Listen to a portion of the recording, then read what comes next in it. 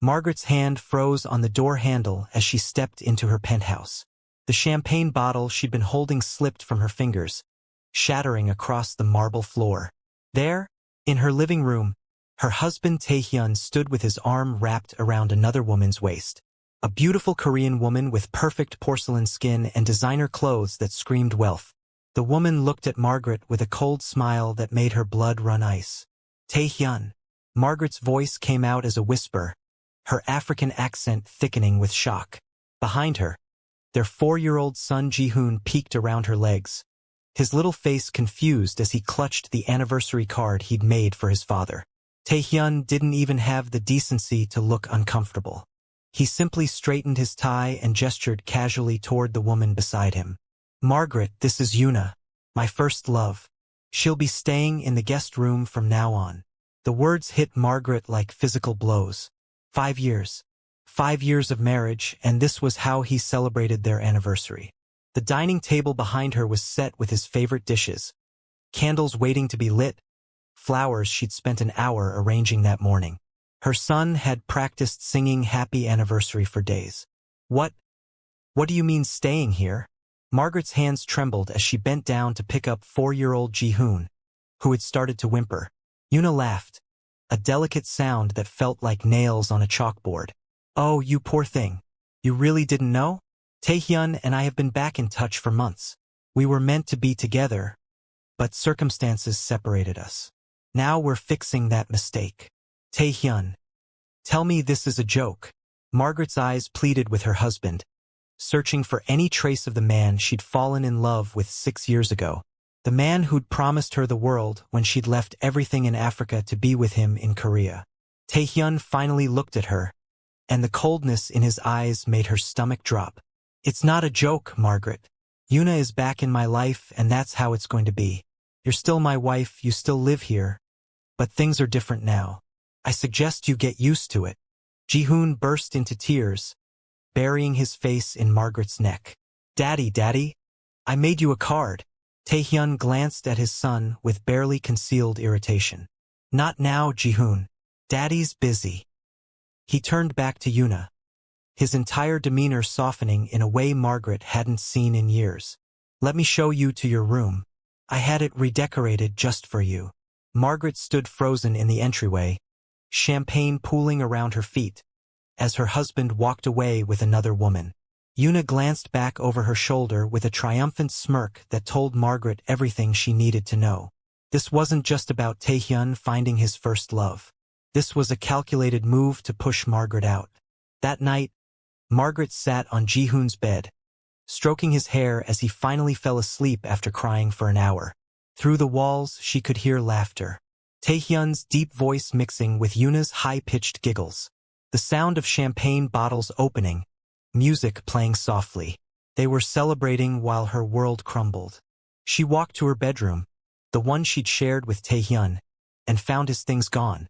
A note on the pillow read, "I've moved to the master suite down the hall. You can stay here." Margaret crumpled the note in her fist, hot tears finally spilling down her cheeks. She'd given up everything for this man. Her family, her country, her dreams of becoming a doctor. She'd learned Korean, adapted to a culture that often made her feel like an outsider, endured the stares and whispers about being the African wife of a powerful Korean businessman. And for what? To be replaced like an old piece of furniture? The weeks that followed were a special kind of torture. Yuna made herself at home with a vengeance, rearranging Margaret's carefully chosen decor, commenting loudly about how dark and depressing everything looked before. She'd appear at breakfast in silk robes, touching Tae-hyun's arm possessively while Margaret tried to feed Ji-hoon his cereal. "You know, Tae-hyun," Yuna said one morning, her voice dripping with false sweetness, "I was thinking we should redecorate the living room. Maybe something more refined? Less ethnic." Margaret's spoon clattered against the bowl. "Ethnic? What exactly do you mean by that?" Yuna's eyes widened in mock innocence. "Oh, nothing offensive, of course. Just that some of those African masks and fabrics are a bit primitive for a home of this caliber. Don't you think, darling?" Tae-hyun didn't even look up from his phone. "Do whatever you want, Yuna. It's your home too now. It's my home, Margaret said quietly, her voice shaking. I've lived here for 5 years. I've built this home. And now you'll share it, Tae-hyun replied coldly, finally looking at her. Or you can leave. Your choice. Ji-hoon started crying again, confused by the tension. Margaret picked him up, her own tears threatening to fall, and carried him away from the table. Behind her, she heard Yuna's laughter and Tae-hyun's low murmur of approval. The humiliation only escalated. 2 weeks later, Tae-hyun had a business gala, one of the biggest events of the year where Margaret had always stood by his side. She'd bought a dress months ago, had it tailored perfectly. The night of the event, she came downstairs in her elegant navy gown to find Tae-hyun and Yuna already dressed, waiting by the door. Where do you think you're going? Tae-hyun asked, eyeing her dress with disdain. To the gala. With you. Like I do every year. Not this year. Yuna will be accompanying me. You should stay home with Ji-hoon. Margaret felt like she'd been slapped. Tae-hyun, everyone will notice. They'll ask questions. Your business partners, they all know me. Then they'll meet Yuna and understand that things have changed. This isn't up for discussion, Margaret. Yuna stepped forward, adjusting Tae-hyun's tie with intimate familiarity. Don't feel too bad, Margaret. Not everyone is cut out for high society events. Besides, someone needs to watch the child. She paused, then added with a cruel smile. Though I suppose in your village back in Africa, leaving children alone is normal? How dare you? Margaret started forward, but Tae-hyun held up a hand. Enough. Yuna, let's go. We're already late. He didn't even say goodbye to Ji-hoon, who sat on the stairs in his pajamas, watching his father leave with a strange woman instead of his mother. After they left, Margaret collapsed on the stairs next to her son, pulling him close as they both cried. Mommy, why doesn't Daddy love us anymore? Ji-hoon asked in his small voice. Margaret had no answer. How do you explain to a 4-year-old that his father had chosen his past over his family? That some people's love came with conditions and expiration dates? She pulled out her phone and called her mother in Nigeria. It was early morning there, but her mother answered on the second ring, as if she'd been waiting for Margaret's call. Mama, Margaret's voice broke. I can't do this anymore. Then come home, my daughter. Bring my grandson and come home. It's not that simple. This is Ji-hoon's father. This is my marriage. My vows. Vows work both ways, Margaret. What vows has that man kept to you? Margaret had no answer to that either.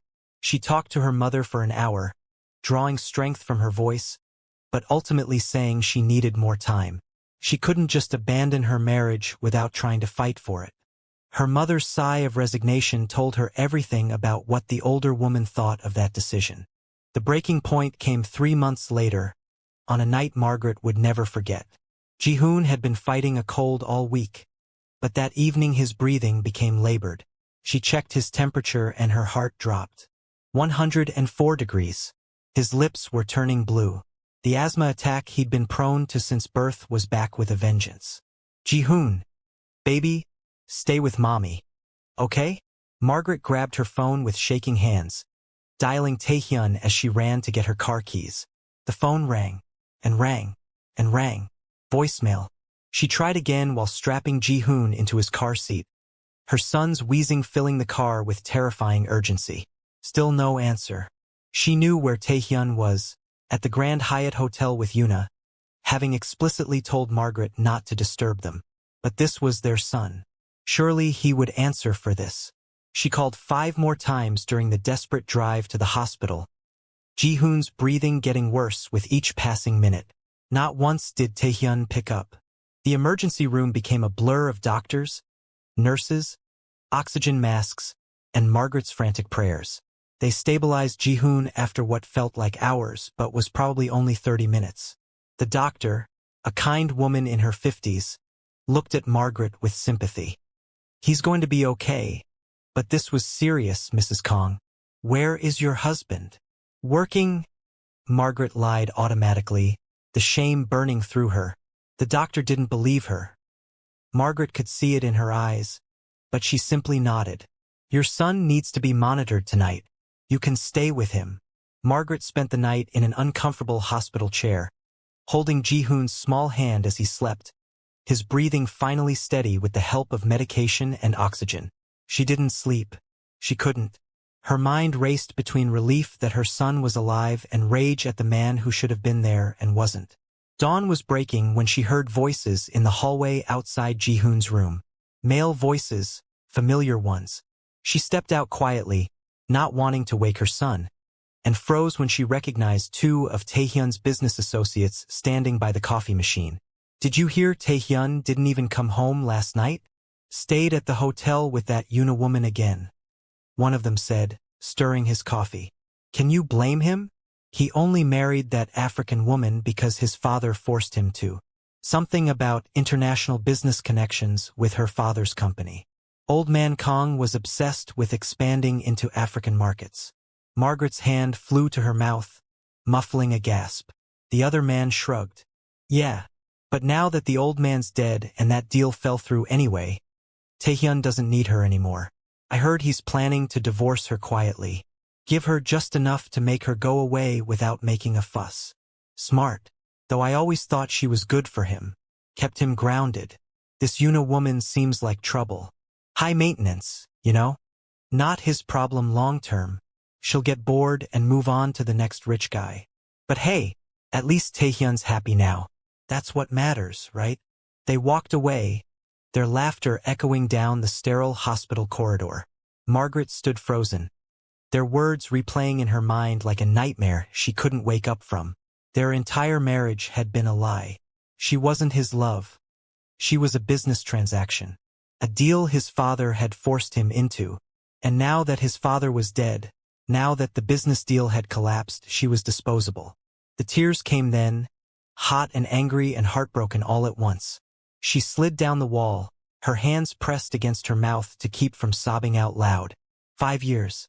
5 years of trying to be the perfect wife, learning his language, his customs, adapting to his world. 5 years of loneliness in a country where she was always seen as an outsider. 5 years of believing that love would be enough. And it had all been a lie from the very beginning. A nurse found her there 20 minutes later, helped her back into Ji-hoon's room, brought her water and tissues. But nothing could wash away the bitter taste of betrayal in Margaret's mouth. When Tae-hyun finally showed up at the hospital at 10 in the morning, strolling in like he was visiting a sick acquaintance rather than his own son who had nearly died, Margaret was past the point of crying. She was cold now, clear-headed in a way she hadn't been in months. What happened? Tae-hyun asked, not even looking at her.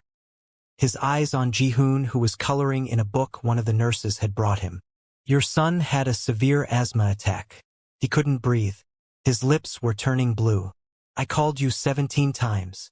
I was in an important meeting. At midnight? At a hotel. Tae-hyun finally looked at her, his jaw tight with annoyance. I don't answer to you about where I am or what I'm doing, Margaret. Is Ji-hoon okay? Yes. No thanks to you. Then what's the problem? You handled it. That's what mothers do. He turned to leave. Did you marry me for love? Tae-hyun? He stopped, his back still to her. The silence stretched between them like a chasm. When he finally spoke, his voice was flat. Does it matter now? Answer the question. Did you ever love me? Or was I just a business deal to please your father? Tae-hyun turned slowly, and the look on his face told her everything before he even opened his mouth. My father wanted that partnership with your father's company. He thought a marriage would seal the deal. I did what was expected of me, just like you did. I did what was expected? Margaret's voice rose despite herself. I left my entire life behind because I loved you. I gave up medical school, my family, my country. And you got a luxurious life in Seoul, didn't you? Penthouse, money, status. Let's not pretend you got nothing out of this arrangement. Margaret felt something break inside her chest. Something that had been barely holding together for months. Get out. Excuse me? Get out of this hospital room. Go back to your hotel, to your first love, to your real life. But stay away from me and Ji-hoon. We're done. You don't get to decide when we're done, Margaret. I decide that. Then decide. File your divorce papers. Because I promise you, after today, I will never again beg for crumbs of affection from a man who sees me as a transaction. Tae-hyun's eyes narrowed. Be careful what you wish for. You have no family here, no money of your own, no support system. Where will you go? What will you do? Margaret met his gaze steadily, and for the first time in months, she didn't look away first. Watch me figure it out. He left without saying goodbye to Ji-hoon, their son, who had stopped coloring to watch the argument with wide, frightened eyes, looked up at Margaret with tears streaming down his face. Is Daddy leaving us forever, Mommy? Margaret pulled him into her arms, holding him tight as her own tears finally fell. No, baby, we're leaving him, and we're going to be okay. I promise you we're going to be more than okay. But first she needed information. That afternoon, while Ji-hoon napped in his hospital bed, Margaret made a decision that would change everything. She opened her laptop and started researching divorce lawyers in Seoul who handled international cases. But as she scrolled through websites, a different thought occurred to her. Tae-hyun wasn't just any businessman. His wealth came from sources that had always made her uncomfortable. The late-night meetings, the men in expensive suits who looked like they'd hurt people for a living, the way conversations stopped when she entered rooms. She'd never asked questions, had convinced herself it was better not to know. But if she was going to leave, if she was going to take Ji-hoon away from this toxic environment, she needed leverage. She needed insurance that Tae-hyun couldn't just take her son away or leave them with nothing. She needed evidence of exactly what kind of man she'd married. The next day, after Ji-hoon was released from the hospital with new medications and strict instructions, Margaret returned to the penthouse. Tae-hyun was out. He'd texted to say he wouldn't be home for dinner. Yuna was at a spa appointment, having announced that morning she needed a break from all the hospital drama negativity. Margaret had 3 hours, maybe 4 if she was lucky. She started in Tae-hyun's home office, a room she'd always been subtly discouraged from entering. Her hands shook as she opened his desk drawers, searching through files and papers. Most of it was in Korean, but her 5 years in the country had made her fluent enough to understand what she was looking at. Money laundering documents, bribes to city officials, records of extortion payments from smaller businesses, photographs of beaten men with payment schedules attached. Her husband wasn't just connected to the Mafia. He was the Mafia. Margaret's stomach turned as she photographed page after page with her phone, uploading each image to a secure cloud account she'd created that morning. She found ledgers detailing illegal gambling operations, drug distribution networks, and protection rackets. Each discovery made her feel sicker, but she kept going. In the bottom drawer, she found something that made her pause. Divorce papers already drawn up, dated from 2 months ago. Before Ji-hoon's hospital stay, before their argument, Tae-hyun had been planning to divorce her for months. And according to the settlement terms he'd had his lawyer prepare, Margaret would get almost nothing. Minimal child support, no alimony, no claim to any of their shared assets. The penthouse, the cars, the investments, all of it would remain Tae-hyun's. She would be sent back to Africa with barely enough money to survive for a year. But tucked behind those divorce papers was something even more damning. Letters. Old letters in an ornate box. Margaret opened them with trembling fingers.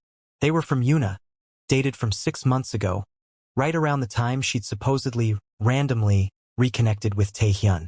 My darling Tae-hyun, one letter read, I'm so glad we've reconnected. When you told me about your situation with that African wife, I knew I had to help you. I've always loved you, of course, but I'd be lying if I said your success and wealth didn't make me love you even more. Send me the money we discussed and I'll play my part perfectly. That woman will never know what hit her. We'll have our life together, and I'll have the lifestyle I deserve. It's perfect. All my love, your Yuna. Margaret read the letter 3 times, her hands shaking with rage. It wasn't even real. Yuna's love was as fake as Tae-hyun's had been. They were both using each other, him to get rid of his inconvenient wife, her to live a life of luxury. And Margaret had been nothing but collateral damage in their selfish games. She photographed everything. The letters, the divorce papers, the financial crimes. All of it went into her cloud storage, backed up and password protected. Then she put everything back exactly as she'd found it. As she was leaving the office, her phone rang. Her mother, calling from Nigeria. "Mama, I can't talk right now. Margaret, listen to me. Your father and I have been talking. We have money saved. Not much, but enough. Come home. Bring Ji-hoon and come home. We'll help you get back on your feet. You can finish medical school here. Start over." Margaret felt tears prick her eyes. "Mama, I found things. Bad things. About Tae-hyun. Documents that could. Then you're in danger, my daughter. Men like that don't let go easily. Promise me you'll be careful. Promise me you'll get out before he realizes what you know." "I promise, Mama. But I need a little more time. I need to make sure he can never take Ji-hoon from me. I need to make sure we're protected."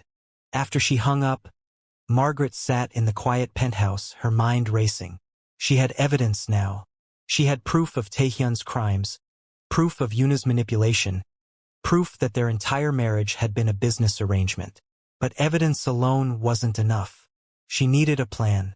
She needed to disappear before Tae-hyun realized what she'd discovered.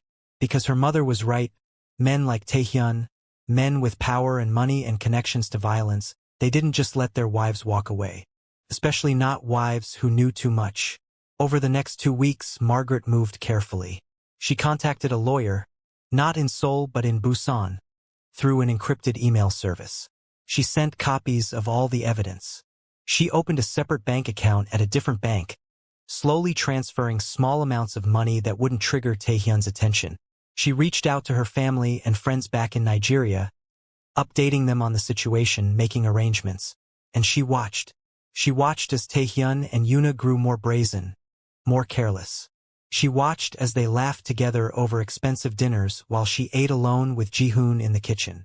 She watched as Yuna redecorated her home, piece by piece, erasing Margaret's presence like she'd never existed. She documented everything. The racist comments Yuna made when Tae-hyun wasn't around. The nights he didn't come home. The business meetings in the penthouse with dangerous-looking men who never acknowledged Margaret's existence. Every slight, every cruelty, every piece of evidence that would paint a picture of who these people really were. If you're enjoying this story of Margaret's fight for justice, please hit that subscribe button and turn on notifications so you don't miss what happens next. This journey is just getting started, and trust me, you won't want to miss how Margaret turns the tables on everyone who underestimated her. The night before Margaret left, she lay in bed listening to Yuna's high-pitched laughter echoing from down the hall. Tomorrow morning, while Tae-hyun was at an early business meeting and Yuna was at her weekly facial appointment, Margaret and Ji-hoon would be gone. 3 suitcases packed with essentials, already hidden in the utility closet. Plane tickets booked under her maiden name. Her mother would be waiting at the airport in Lagos, along with her 2 brothers who'd promised to keep her safe. But tonight, she had one more thing to do. At midnight, when the penthouse was finally silent, Margaret crept to Tae-hyun's office one last time. She left an envelope on his desk, sealed with his name written across the front in her careful handwriting. Inside was a letter she'd rewritten 5 times, each version more honest than the last. "Tae-hyun," it began. "By the time you read this, Ji-hoon and I will be gone. Don't look for us. Don't call. Don't send your lawyers or your men or anyone else. I know everything. I know about the money laundering, the extortion, the bribes. I know about the divorce papers you prepared months ago. I know about Yuna's letters, about how she only came back for your money, about how you paid her to help you get rid of me. I have evidence of all of it, stored somewhere safe, somewhere you'll never find it. If you try to follow me, if you try to take Ji-hoon, if you try to leave me with nothing, that evidence goes to the police, to your business partners, to everyone who thinks you're a legitimate businessman. You chose your past over your future. You chose cruelty over your family. You broke your son's heart every single day. I hope Yuna was worth it, because she's all you have now. My lawyer will be in touch about the divorce. If you're smart, you'll give me what I'm asking for. Full custody, fair financial support, and your signature on papers that say you'll never contest my decisions about our son. If you're not smart, well, I have 300 pages of evidence that says you'll be spending the next decade in prison. The choice is yours. Goodbye, Tae-hyun. I hope someday you realize what you lost. Margaret. She placed the envelope on his desk and walked away without looking back. The next morning, Margaret woke Ji-hoon at 5 a.m. Baby, remember what mommy told you? We're going on an adventure to see Grandma. Ji-hoon rubbed his sleepy eyes, excitement breaking through the grogginess. In Africa? On a big plane. Yes, my love. On a big plane. Now let's get dressed quietly. Okay? Like ninjas. They crept through the silent penthouse, Ji-hoon clutching his favorite stuffed elephant, Margaret carrying their bags. She paused at the door, looking back one last time at the place that had been her home for 5 years. The photos on the walls, the furniture she'd chosen, the life she'd tried so hard to build. None of it had ever really been hers. She closed the door softly behind her and didn't look back again. The flight was long, but Ji-hoon slept through most of it, his small head resting on Margaret's lap. She didn't sleep. She couldn't. Every time she closed her eyes, she imagined Tae-hyun finding the letter, his rage, his realization that she'd outmaneuvered him. Would he be smart enough to let them go? Or would his pride and anger override his common sense? Her phone buzzed constantly for the first few hours after their departure. Tae-hyun calling, texting, calling again. She'd blocked his number before boarding, but he was using different phones, probably borrowing from his associates. She ignored them all, finally turning off her phone completely. When they landed in Lagos, the humid air hit Margaret like a physical embrace. Home. She was home. Her mother was waiting at arrivals, tears streaming down her face, her arms open wide. Behind her stood Margaret's father, her 2 brothers, her younger sister, all of them smiling despite their tears. Mama! Margaret ran to her mother, Ji-hoon in her arms, and collapsed into that familiar embrace. She broke down then, 5 years of pain and loneliness pouring out in gut-wrenching sobs. You're safe now, my daughter. You're home. You're safe. That first month back in Nigeria was both healing and heartbreaking. Margaret stayed with her parents in their modest home in Lagos, sleeping in her childhood bedroom with Ji-hoon curled up beside her. He thrived immediately, surrounded by cousins and aunts and uncles who showered him with the love and attention he'd been starved of in Seoul. His Korean became mixed with English and Igbo. His laughter returned. His nightmares slowly faded. But the legal battle was just beginning. Margaret's lawyer in Seoul, a fierce woman named Park Min-ji who specialized in international divorce cases, sent regular updates. Tae-hyun had received the letter. He'd gone to the police, claiming Margaret had stolen documents from him. The police had been very interested in those documents, and were now investigating Tae-hyun's business dealings. He's made a mistake, Min-ji said during one of their video calls. By reporting the documents as stolen, he's confirmed they existed. And once we told the police what those documents contained, they obtained a warrant. His accounts are frozen. They're building a case. But can he still fight for custody of Ji-hoon? Margaret asked, her stomach tight with anxiety. He can try, but Margaret, you have evidence of child neglect. Hospital records from the asthma attack where he didn't answer your calls.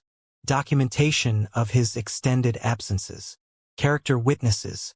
Plus, with the criminal investigation, no judge is going to grant him custody.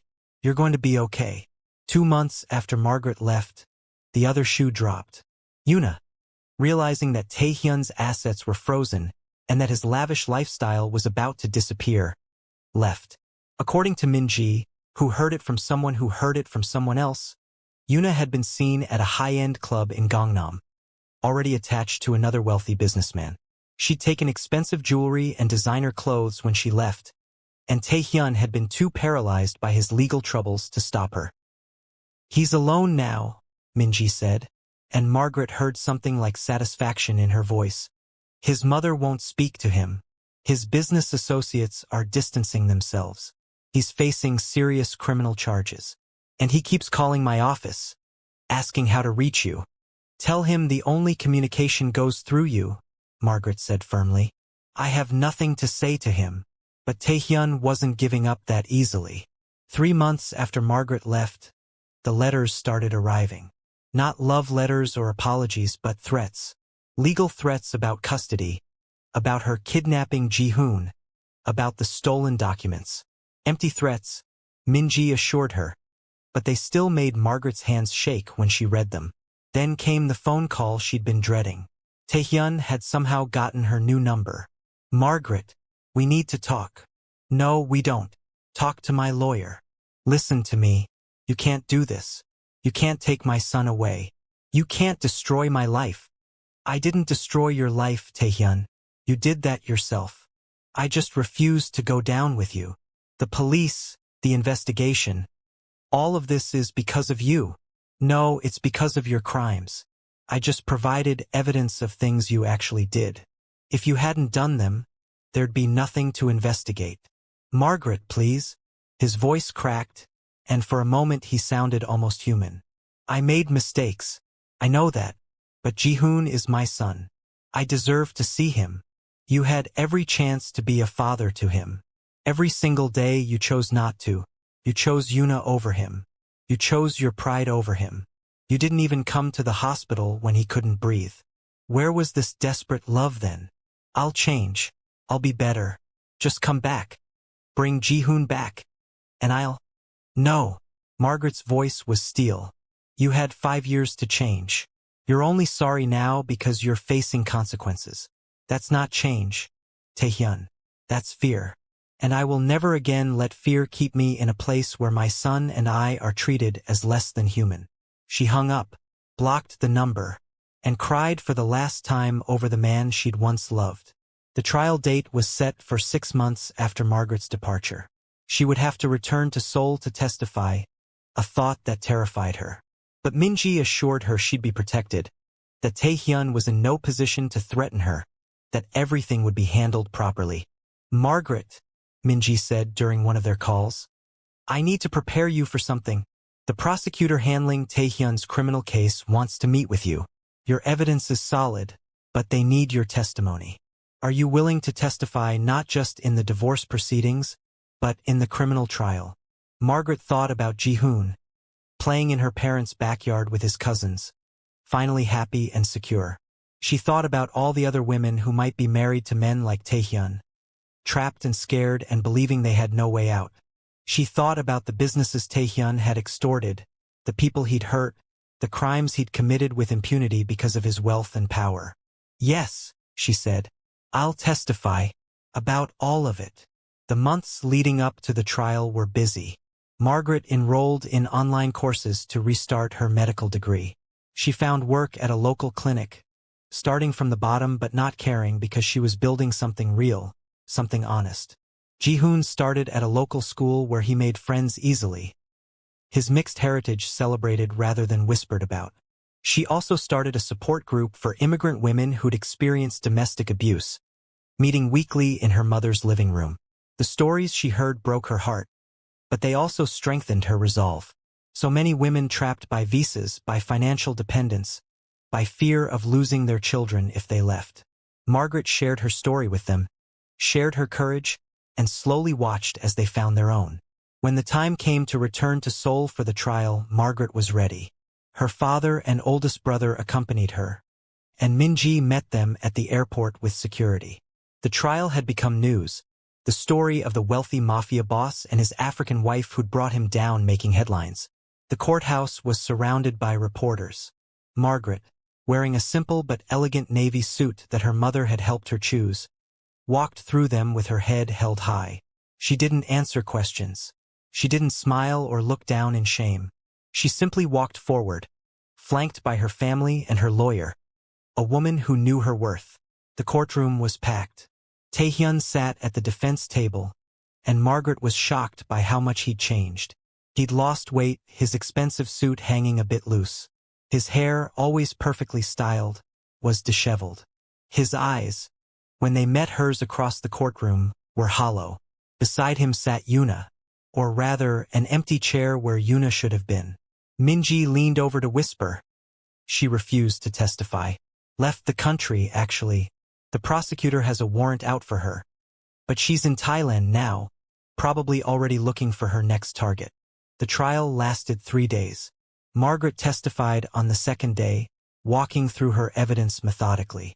She presented the financial documents showing money laundering, the ledgers detailing extortion payments, the photographs of violence, the records of bribes. Tae-hyun's lawyer tried to discredit her, suggesting she'd stolen the documents illegally, that she'd fabricated evidence in revenge. But Margaret remained calm. "I photographed documents that were in my husband's home office," she stated clearly. "A home I lived in that I had every right to access. I didn't break into anything. I didn't steal anything. I simply documented what was there. If those documents are incriminating, it's because the crimes they describe actually happened." Then came the custody hearing portion, the part that made Margaret's hands shake despite her outward calm. Tae-hyun's lawyer painted her as an unfit mother who'd kidnapped their child and fled the country.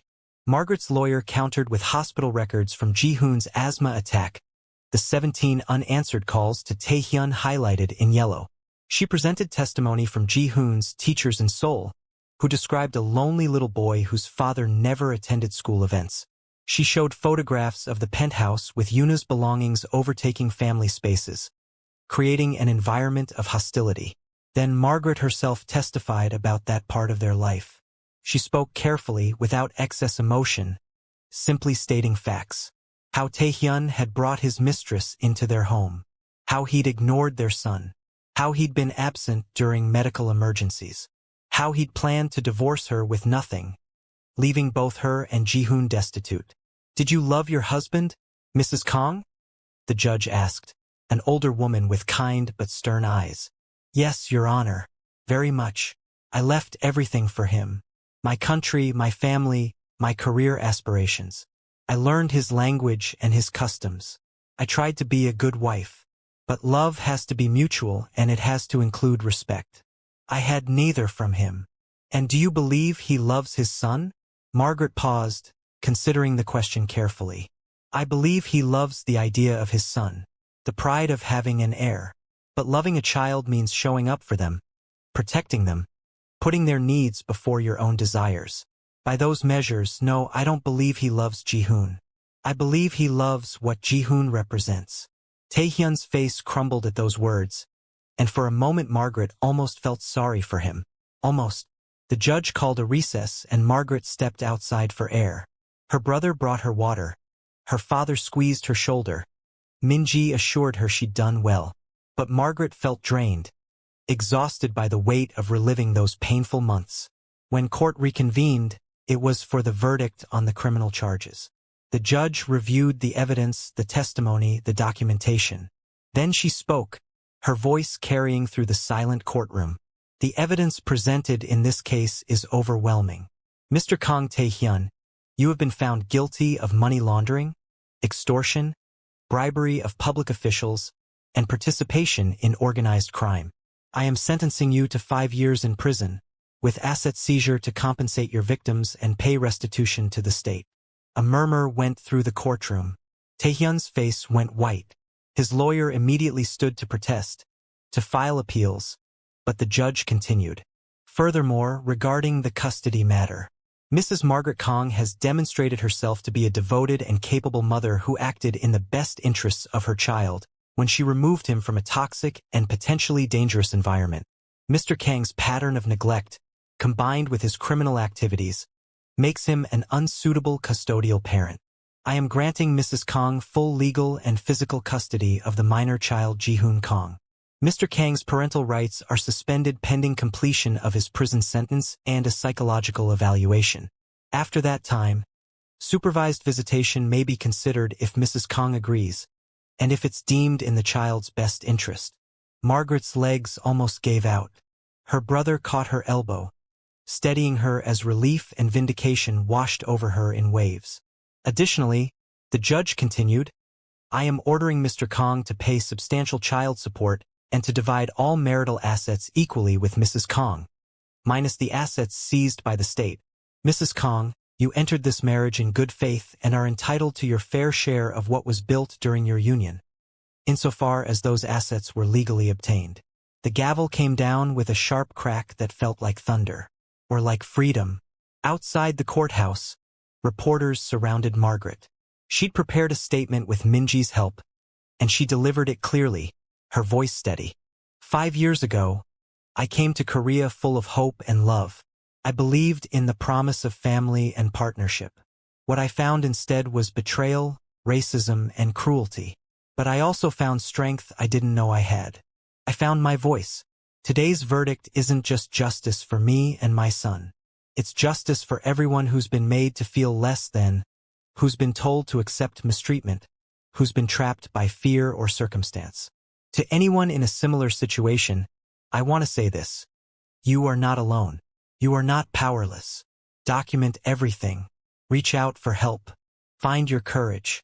And when the time comes, fight. Because you deserve dignity, respect, and safety. Everyone does. The questions came rapid fire after that, but Minji stepped in, guiding Margaret away from the cameras. In the car ride back to the hotel, Margaret finally let herself cry. But these tears were different. These were tears of relief, of vindication, of grief for what she'd lost, but also celebration of what she'd gained. Her phone buzzed. A message from her mother. The whole family is watching the news. We are so proud of you. Ji-hoon wants to talk to you. A video call came through, and suddenly Ji-hoon's smiling face filled her screen. Mommy, Grandma says you won. Does that mean we can stay here forever? Yes, baby. We can stay. We're home now. Really home. Back in Nigeria a week later, Margaret stood in her parents' backyard watching Ji-hoon play with his cousins. He was teaching them a Korean children's game, his laughter bright and unrestrained. He'd grown so much in 6 months. Not just taller but more confident, more secure. The shadows that had haunted his eyes and soul were gone. You did good, my daughter, her father said, coming to stand beside her. You were brave. I was terrified, Margaret admitted. Every single day. Bravery isn't the absence of fear. It's doing what's right despite the fear. You saved your son. You saved yourself. And you stopped a man from hurting others. That's something to be proud of. Margaret thought about Tae-hyun in prison, his empire dismantled, his wealth seized, his reputation destroyed. She didn't feel joy about it exactly, but she felt satisfaction. He'd made his choices, and now he was facing the consequences. Just like she'd made her choices and was now reaping the benefits. The settlement money had come through, enough for Margaret to buy a small house, invest in her education, and build a new life. She'd enrolled full-time in medical school, determined to finish what she'd started years ago. She'd expanded her support group for immigrant women, with funding and resources to really make a difference. And she'd started writing a blog about her experience, carefully anonymous but honest about the reality of international marriages, the challenges of immigration, the subtle and not-so-subtle ways women were devalued and abused. The response had been overwhelming, messages from women all over the world sharing their own stories, thanking her for her courage. 6 months after the trial, as Margaret was studying for her anatomy exam while Ji-hoon did his homework beside her, her phone rang. Unknown number, Seoul area code. She hesitated, then answered. Margaret. Tae-hyun's voice, thin and distant, came through the line. Please don't hang up. You're not supposed to contact me. The restraining order. I know. I'm calling from the prison counselor's office. She's supervising. I needed to say something. Margaret waited, her heart pounding. You were right. About everything. I didn't love you the way you deserved. I didn't love Ji-hoon the way he needed. I chose everything wrong, and I lost everything that mattered. I'm not asking for forgiveness. I know I don't deserve that. I just wanted you to know that I understand now what I threw away. And I'm sorry. I'm so sorry. Margaret closed her eyes, feeling a weight she hadn't realized she'd been carrying start to lift. Thank you for saying that, Tae-hyun. I hope you mean it. I hope you use your time to really change, to really understand. But my forgiveness isn't what you need. You need to forgive yourself, and more importantly, you need to become someone worthy of forgiveness. That's your work to do, not mine. Is Ji-hoon? Is he happy? He's thriving. He's surrounded by family who love him unconditionally. He's smart and funny and kind. Everything I could have hoped for. Will you? Tae-hyun's voice cracked. Will you tell him about me? When he's older, I'll tell him the truth. that his father made serious mistakes but also had good qualities, that people are complicated, that everyone deserves a chance to change, but that change has to be real and lasting. When he's old enough, if he wants to know you, I won't stand in the way. But that's years from now, and it depends entirely on who you become in that time. Thank you, Margaret, for giving me even that much. After she hung up, Margaret sat quietly for a long moment. Ji-hoon looked up from his homework. Was that Daddy? Margaret never lied to her son. Yes, baby. He called to check on you. Is he still in trouble? Yes, he is. He made some bad choices and now he has to face the consequences. Do you still love him, Mommy? Margaret considered the question carefully. I loved who I thought he was, the person he showed me at the beginning. But that person wasn't real. I can't love someone who doesn't exist. What I do love is the life we have now, the family that surrounds us, the future we're building. That's real love, Ji-hoon. Love that shows up every day. Love that chooses you. Love that makes you feel safe and valued. Ji-hoon nodded sagely, far too wise for his 5 years. I like this love better.